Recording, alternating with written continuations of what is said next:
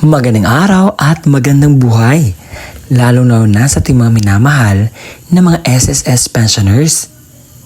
By the way, ako po pala si Roel Mendoza Tanyo at sa araw po na ito ay meron akong balitang ibabahagi sa inyo. May natanggap po tayo na katanungan galing sa ating mga tagapanood.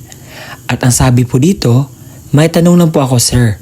Totoo po bang may ipamigay na ayuda sa SSS na 20,000 daw po? Ito po ang nakapass track sa akin na dapat nating sagutin.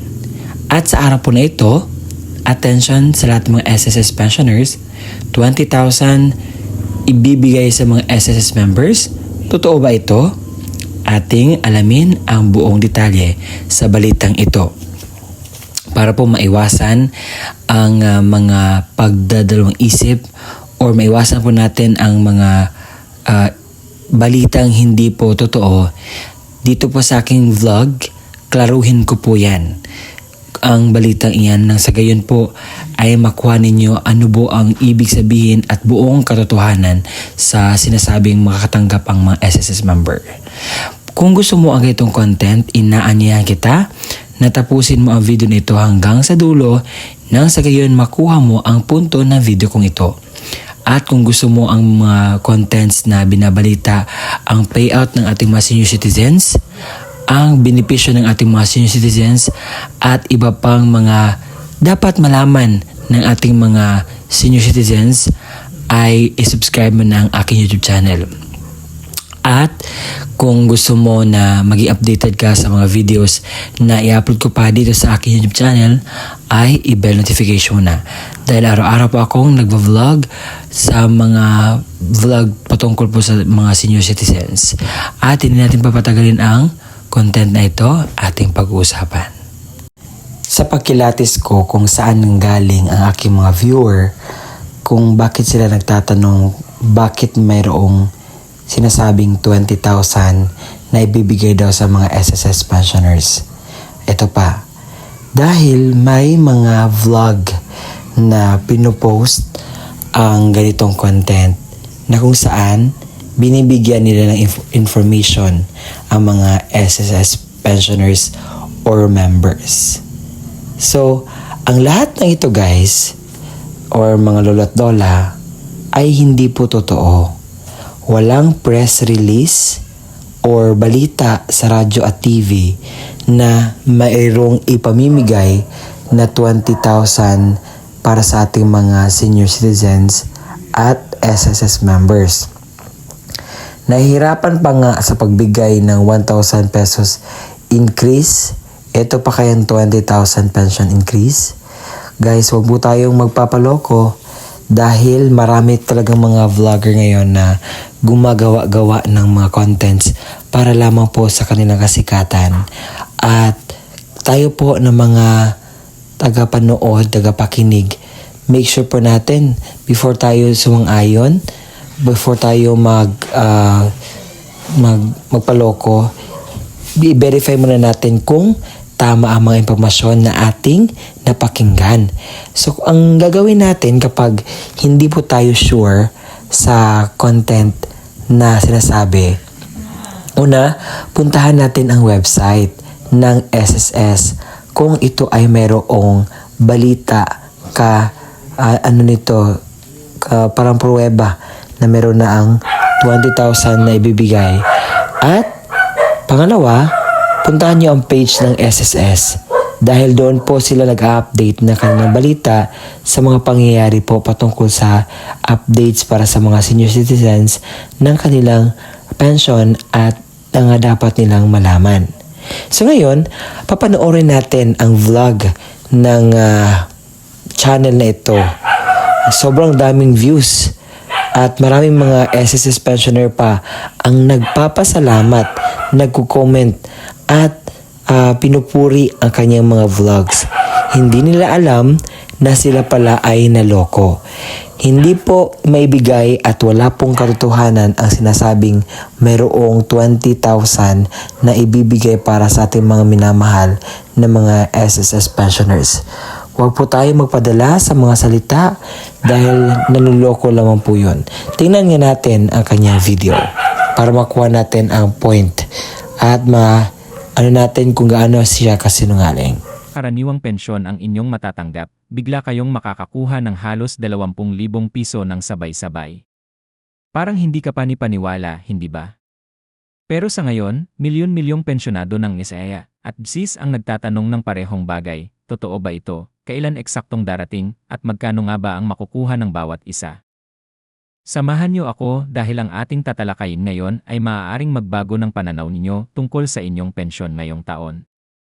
Mga kababayan, may napakalaking balita ngayong buwan ng Agosto taong 2025 na siguradong makakapagbigay ng ginhawa at pag-asa sa milyon-milyong Pilipinong umaasa sa kanilang pensyon. Usap-usapan na sa bawat tahanan, sa mga palengke, sa mga terminal ng jeepney, at maging sa mga barangay hall ang isa sa pinakamahalagang kaganapan ngayong taon para sa ating mga nakatatanda at retiradong lingkod bayan. Totoo nga ba na may halos 20,000 piso na sabayang matatanggap ng mga pensyonado ng Social Security System at Government Service Insurance System? Ano ang totoo, saan ito magmumula, at kailan eksaktong maibibigay ang halagang ito? Alam natin na sa Pilipinas, ang usapin ng pensyon ay hindi lamang tungkol sa perang tinatanggap buwan-buwan. Ito ay direktang nakaugnay sa kaligtasan, sa pagkain sa hapagkainan, sa gamot ng mga senior citizen, at sa seguridad ng bawat pamilya na umaasa sa kita ng kanilang nakatatandang miyembro.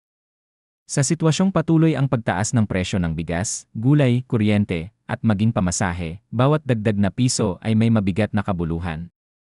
Kaya't nang kumalat ang balita na may dagdag na halos 20,000 piso na sabayang matatanggap, hindi maiwasang magkaroon ng kalituhan, agam-agam, at syempre, matinding interes. Para sa mga pensyonado ng Social Security System, malinaw ang inilabas na anunsyo nitong mga nakaraang linggo. Ang NSEA ay nagpatupad ng dagdag na benepisyo bunsod ng kanilang pension reform program. May tinatawag silang retroactive adjustment o pagbabalik ng naantalang dagdag na halaga na nakapaloob sa bagong computation ng pensyon. Ito ay resulta ng pag-apruba ng board ng NSEA at ng Department of Finance, kung saan kinikilala nila na matagal nang mababa ang dating halaga ng pensyon kumpara sa aktwal na gastusin ng mga miyembro.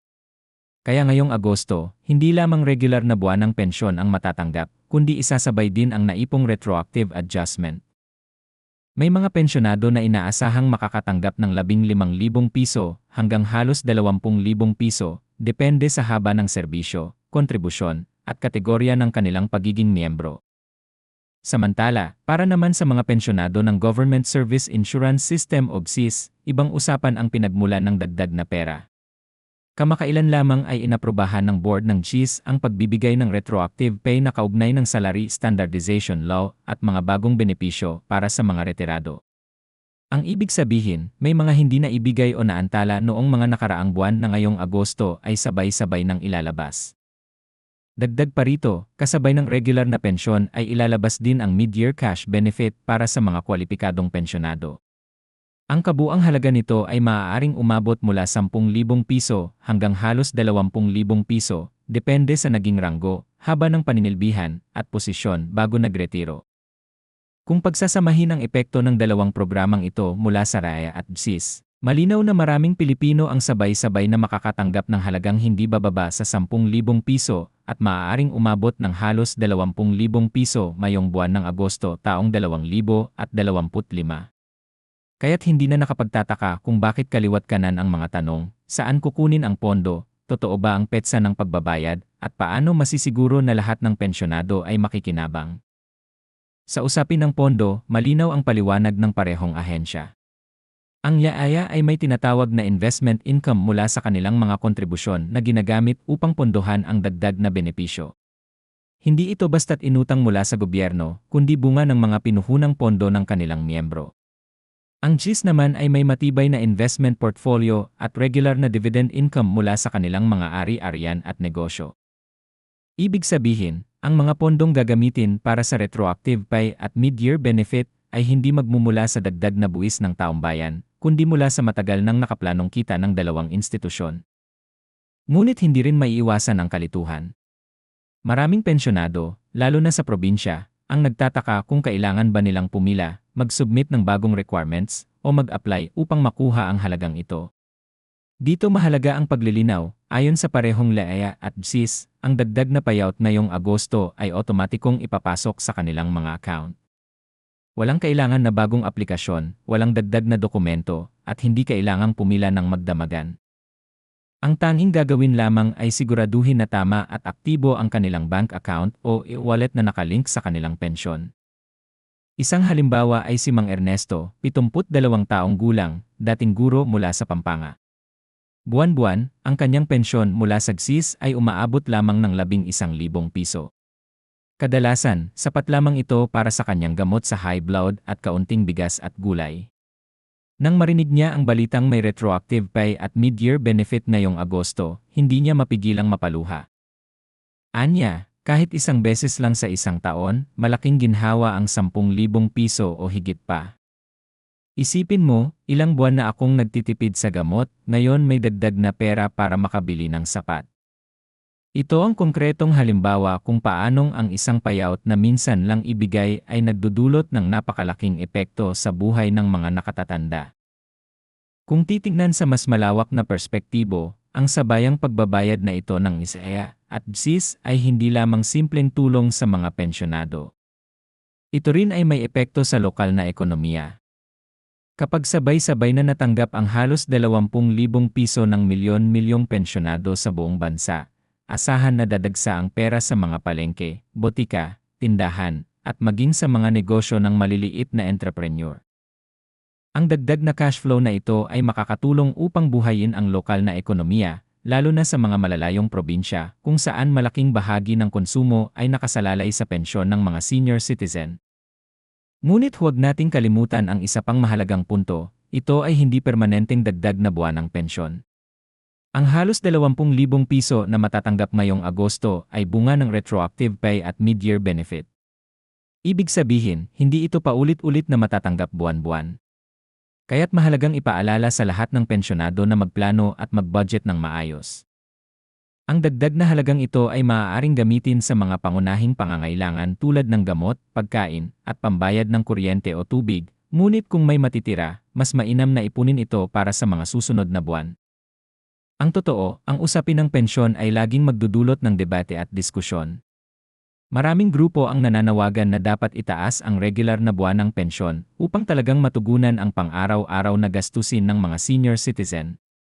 Ang dagdag na lump sum o isang beses na payout ay malaking tulong, ngunit hindi nito lubos na naayos ang problema ng mababang buwanang kita.